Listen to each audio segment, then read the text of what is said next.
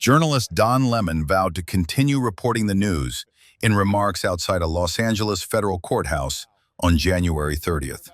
Lemon entered a not guilty plea to federal charges over his role covering a protest at a Minnesota church against President Donald Trump's immigration crackdown, the Republican administration's latest move against a critic.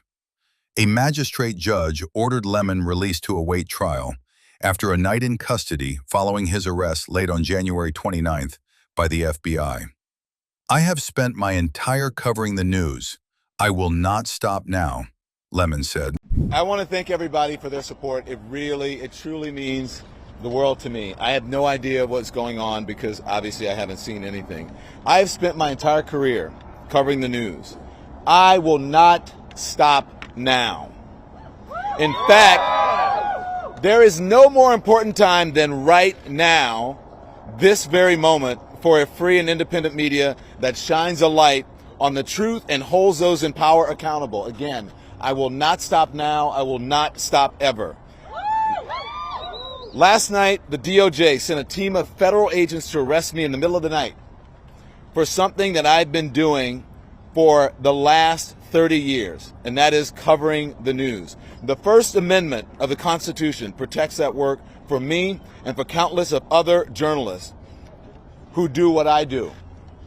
I stand with all of them, and I will not be silenced. I look forward to my day in court. Thank you all.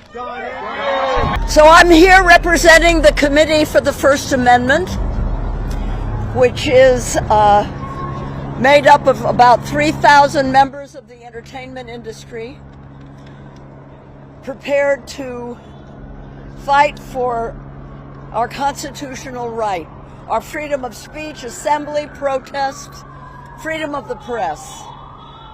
The arrest of Don Lemon, doing his journalistic duty, is one page more out of an authoritarian playbook.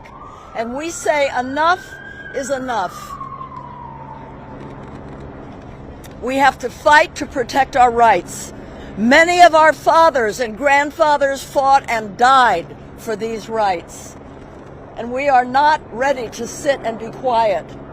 We have to speak up. Every American who believes in our Constitution has to speak up.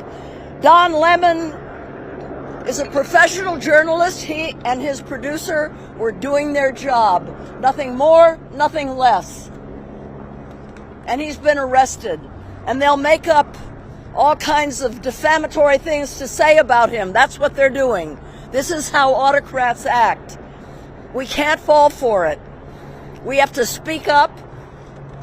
When a red line is crossed like this, we cannot be silent. And I want... You want to say something? No. Okay.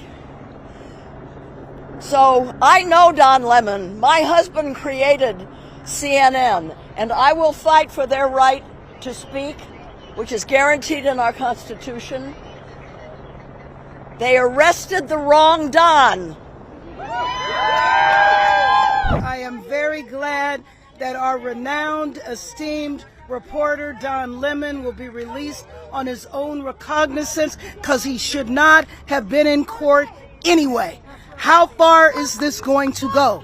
We're 155 days away from celebrating the 250th anniversary of our democracy that has been under attack every day since this administration took over.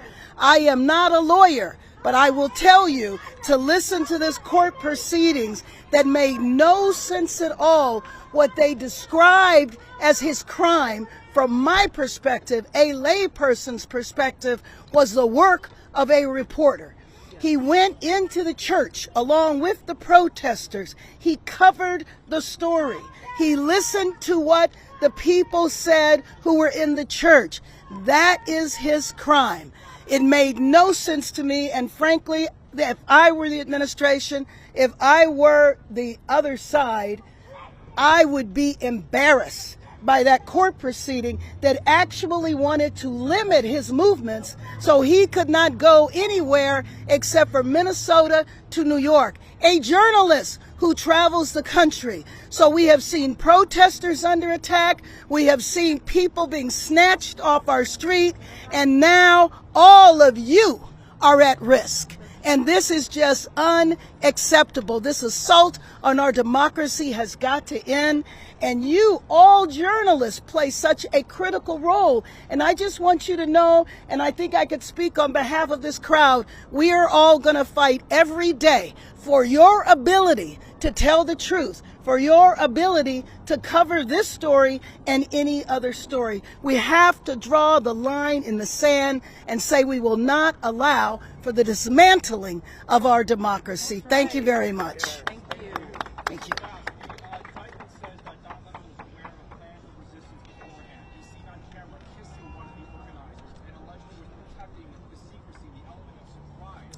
He is, I consider him a journalist. What all of the journalists here would do who want to cover a story. But I have done that. I am sure that will be covered in a trial. Yeah, everybody here knows Don Lemon. I know sometimes your credentials are questioned. How could you possibly question somebody who is known all around the world, is recognized? Now, I also know that other reporters were arrested as well. I think all of you need to look at who was arrested. Why were they arrested? Why are they targeting certain ones? You just said, I didn't. He just said nobody is questioning the corruption of Donald Trump. Fair. Thank you very much. Yes. Well, I think what the administration is trying to accomplish is they're putting all of you on notice. Look out. Because they come for protesters who are protesting peacefully. They come for people who are fruit vendors working at Home Depot. In Minnesota, they're after Somalis. In other states, they've been going after immigrants. And in some states, including this one here and this city, they've been going after U.S. citizens. We know that the overwhelming majority of people who are caught up in these raids have no criminal history whatsoever. And so now all of you should be on notice. Is this what happens when you cover a controversial event? If you go in to cover a controversial event, is this what's going to happen to you? I hope all of you register the seriousness of this assault on democracy, because if they come for one, they can come for all of us. Pam Bondi said she's going to go after people who infringe on others' rights to worship. What do you think about that? Well, I mean, again, we are talking about reporters who are covering a story. There should be a separation between the reporters covering the story and the people who were involved in the protest. I'm not saying they shouldn't have been there. I don't have that information. What I have the information for is what I saw in that courtroom, and it was an embarrassment on the part of the government.